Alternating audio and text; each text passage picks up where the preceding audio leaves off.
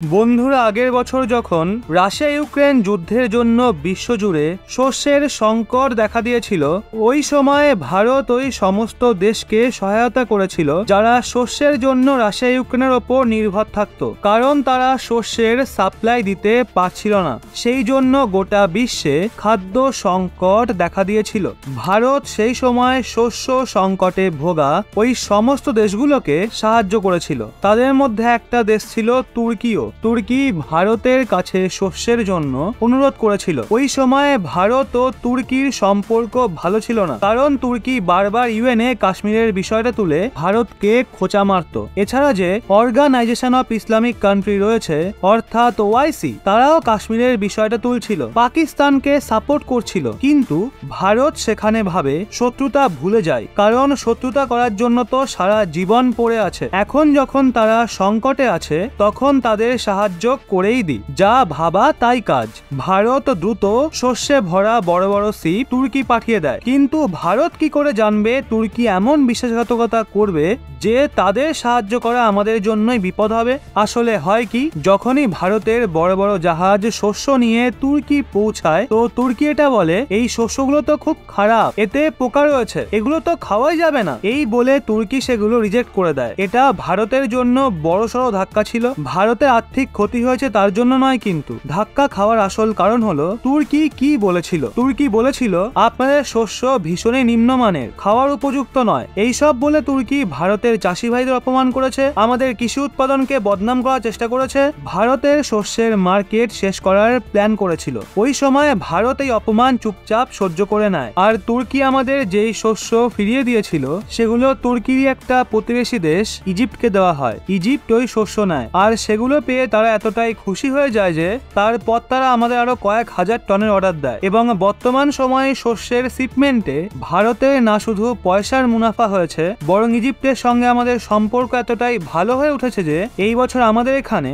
গণতন্ত্র দিবসের যে প্রোগ্রাম ছিল 26শে জানুয়ারি, ওই প্যারেডে অংশ নেওয়ার জন্য চিফ গেস্ট হিসাবে ইজিপ্টের রাষ্ট্রপতি আব্দুল ফাতে আল সিসিও এসেছিলেন। অর্থাৎ একটা বিষয় তো নিশ্চিত, ভারতের শস্যে কোনো রকম সমস্যা ছিল না, সমস্যা ছিল তুর্কির উদ্দেশ্যে। আর আজ ওই উদ্দেশ্যই তাদের ডোবাচ্ছে। ভারতের শস্য ফিরিয়ে দেওয়ার পর তারা ইউনাইটেড নেশনের সঙ্গে মিলে রাশিয়া ও ইউক্রেনের মধ্যে একটা ডিল করায়, যার দরুন ইউক্রেন তার শস্য এক্সপোর্ট করবে বড় বড় জাহাজের মাধ্যমে, আর ওই জাহাজের ওপর হামলা করবে না রাশিয়া। কিন্তু এই ডিল 18ই মে 2023 পর্যন্ত ভ্যালিড ছিল। আর যখনই এই ডিল লাগু হয়, এর সবচেয়ে বড় ফায়দা হয় তুর্কির। তুর্কি ইউক্রেনের সস্তা শস্য পাওয়া শুরু করে দেয়। কিন্তু মেন সমস্যা হলো, এই ডিল 18ই মে 2023 পর্যন্ত ছিল। তারপর রাশিয়া পুনরায় ইউক্রেনের শস্যের শিপে অ্যাটাক করা শুরু করে দেবে। সেই জন্য এই ডিল পুনরায় রিনিউ করার জন্য তুর্কি বারবার রিকোয়েস্ট করছিল গত এক মাস ধরে এই ডিলকে এক্সটেন্ড করানোর জন্য। কিন্তু রাশিয়া স্পষ্ট অস্বীকার করছিল এই ডিলকে বাড়াতে, কারণ রাশিয়ার ভয় ছিল যেই পরিমাণে ইউক্রেন শস্য এক্সপোর্ট করছে, তা থেকে তাদের অনেক ইনকাম হচ্ছে, আর ওই পয়সার ব্যবহার করে তারা বড় বড় হাতিয়ার কিনে রাশিয়ান সেনার বিরুদ্ধে ব্যবহার করছে। আর সব থেকে স্পেশাল কেস তো তুর্কিরই, কারণ ইউক্রেন এই সময় যে বড়সড় অ্যাটাক রাশিয়ার ওপর করছে, সেটা তুর্কি ড্রোনের মাধ্যমেই করছে। কারণ রাশিয়ার মতে তুর্কি ভারী মাত্রায় ইউক্রেনের থেকে গম কেনে, তার বদলে তারা তাদের অ্যাডভান্স ড্রোন দেয়, এবং ড্রোনের মাধ্যমে ইউক্রেন রাশিয়ার ডিফেন্স সিস্টেম, রাশিয়ার ট্যাঙ্ক, রাশিয়ার আর্ম ভেহিকেল এবং রাশিয়ার সেনাদের ওপর অ্যাটাক করছে। সেই জন্য যে কোনো পরিস্থিতিতে এই গ্র্যান্ড ডিলকে আটকাতে চাইছিল রাশিয়া। কিন্তু তুর্কি রাষ্ট্রপতি এরদোগান গত এক মাস ধরে পুতিনের সামনে বিড়বিড় করছিল, রাশিয়ার সামনে অনুরোধের পাহাড় খাড়া করে দিয়েছিল, যে কোনোভাবে আপনারা এই ডিলকে এক্সটেন্ড করুন। শেষমেশ রাশিয়া তুর্কির কথা তো শুনে নেয়, কিন্তু সেটা খুব অল্প সময়ের জন্য। তুর্কিকে শুধুমাত্র আরো 2 মাস দিয়েছে রাশিয়া, আর বলেছে